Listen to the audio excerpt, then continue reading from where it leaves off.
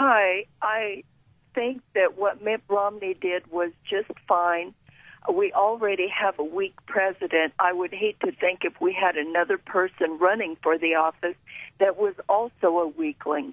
Mm-hmm. And I think how he spoke was decisive. It was to the point, and he was confident about it. Everybody has wanted him to speak up on how he believes about things, and by golly, he did it. I believe, and I'm not 100% sure, that most of the people that's against what Mitt Romney said mm-hmm. was because he sort of spoke too fast. Mm-hmm. I think the email or whatever that came out of the embassy and what he said was about something that hadn't happened. It was about something that happened in Egypt. It was about the Egypt protesters, not the Libyan attack. Right, yeah, and I think he spoke too quick on it. Mm-hmm. And that's what I think a lot of them are saying. Well, he shot himself in the foot by not waiting and getting the proper information. And I think that's what a lot of his Republicans are kind of complaining about. I wish he would have just kind of settled down a little bit and got the proper information and then made a. Because what he said, he could say what he wanted to say, but I think he just spoke too quick. That's what's going to backfire on him. Hey, listen, I've been just listening to some of the swap talk on the news and different things going on. When you listen to some of the diplomats, what you find out is this was not exactly unexpected. There have been several warnings that something like this was going to happen, and even in the places where it happened. And the bottom line is, it's a difference in leadership style. You saw the same thing back in '79 and '80 with Carter Reagan. Mm-hmm.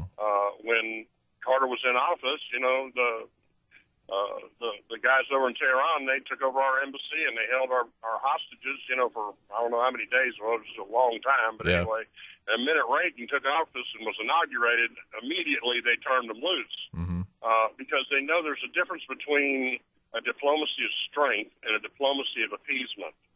And we have had a leader now for the last 4 years that's been running all over the world apologizing for America, has been trying to appease everybody. And here we go. Now we're getting all our embassies seized and taken over because it's not a policy of strength. Mm-hmm. And right now, it's a real simple situation when you think about it. If the hosting countries can't defend sovereign U.S. soil, because that's what an embassy is. When you walk into embassy grounds, if I walk into an American embassy, I am on American soil, just like walking into your living room or walking onto my living room. That's mm-hmm. American soil. Mm-hmm.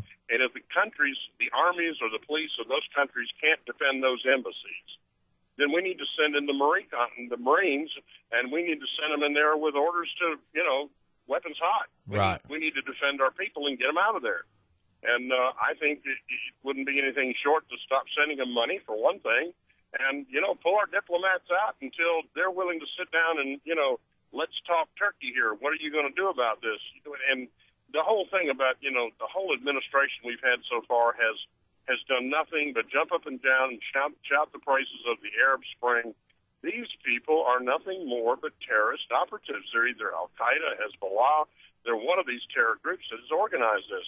And this administration has just taken them on like there's some kind of, like it's the CYO or the Boys Club or some social civic organization that's just participating in politics.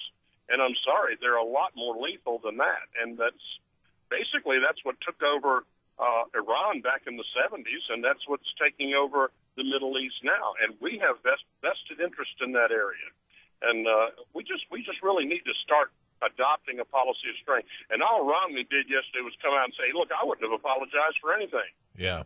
And he has the right to say that. I think where he made his mistake. Now, here's where he made his mistake. Did you see the picture when he was making a speech? I saw him standing behind the podium. He was standing on the podium. He had two American flags on either side. He was dressed up like the President of the United States. Yes. Mitt, I like you, buddy, but you ain't president yet. Okay?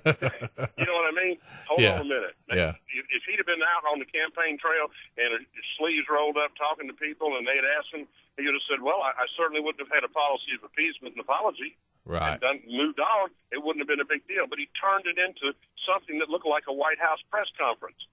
He was asking for it. That's a great point. Of course they loaded up on him. He was asking for it. I'm an older United States citizen, Southerner by the grace of the Lord.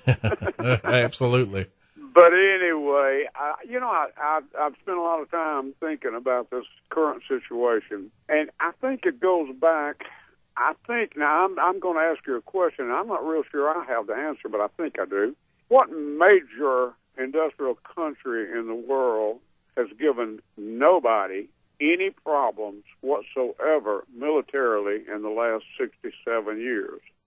What major industrialized country has not given anyone any military problems in the last 67 years? Right. I'll let you answer that. I think it's Japan. That was the first one that jumped to mind, but I wasn't sure. I think after a president named Truman made a very, very difficult decision to just show what we could do and what we were capable of doing and did it, it ended. I don't think they want any more of that. Uh-huh. And, I think there comes a time when you got to quit giving mouth service to your country by, we're the strongest military country in the world, blah, blah, blah. We've got these bombers that nobody can shoot down, nobody can even see. We've got all of this stuff. And yet we let a little group of people come over here and bomb attack us in the World Towers. Now, I think George Bush should have, and within 24 hours, I think if I'm not mistaken, I heard he or one of his top aides say they knew who it was right then. Mm-hmm. I mean, within hours. Yeah. They were calling names, know. I think within another few hours, we should have picked about 10 sites and made skating rinks out of them. Mm-hmm.